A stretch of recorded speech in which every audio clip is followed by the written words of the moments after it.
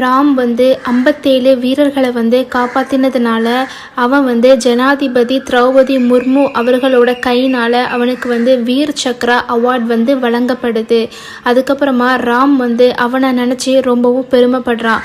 எந்த மேடைக்காக இவ்வளவு வருஷங்கள் கஷ்டமும் வேதனைகளையும் நிறைய தூங்காத இரவுகள் அவன் கடந்து வந்தானோ, இன்னைக்கு அந்த மேடை ராம்க்கு கிடச்சிருக்கு.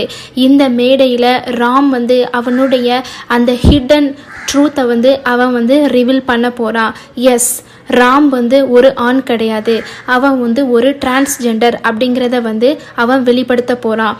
ஏன்னா இந்த இந்தியா லா பொறுத்த வரைக்கும் ஆண்கள் பெண்கள் மட்டும்தான் ஆர்மியில் ஜாயின் பண்ண முடியும், திருநங்கைகள் ஜாயின் பண்ண முடியாது. அதனால தான் அவனுடைய ஐடென்டிட்டியை மறைச்சி அவன் ஜாயின் பண்ணான். இப்போது அவன் சொல்கிறான், எங்களுக்கும் இந்த ஆர்மியில் ஒர்க் பண்ணுறதுக்கு வாய்ப்பு கொடுங்க.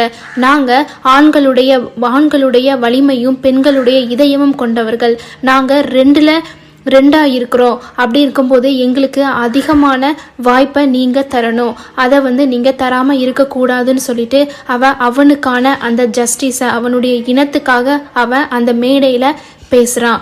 அதுக்கப்புறம் மறுநாள் இவன் லாக்கு அகெயின்ஸ்டாக இந்த மாதிரி ஆர்மியில் ஜாயின் பண்ணியிருக்கான்னு சொல்லிட்டு ஆர்மியில் இருந்து நம்மளுடைய ராமை ரிமூவ் பண்ணிட்டாங்க. அது மட்டும் இல்லாமல் அவனுக்கு கொடுத்த அந்த வீர் சக்ரா அவார்டை கூட திரும்ப எடுத்துக்கிட்டாங்க. இதுக்கப்புறம் ராம் என்ன பண்ண போகிறான்? ராம் இவ்வளோ கஷ்டங்கள் கழித்து அவனை பற்றின விஷயங்களை வெளியே சொல்லி அவனுடைய இனத்துக்காக அவன் போராடினான். இதுக்கப்புறம் என்ன ஆச்சு? கவர்மெண்ட் திருநங்கைகளையுமே ஆர்மியில் அனுமதிச்சாங்களா அப்படிங்கிறத தெரிஞ்சுக்கணும். அப்படின்னா கீழே இருக்க லிங்கை கிளிக் பண்ணி ஃபுல் வீடியோவும் பார்த்து தெரிஞ்சுக்கோங்க. தேங்க்ஸ் ஃபார் வாட்சிங். சப்ஸ்கிரைப்.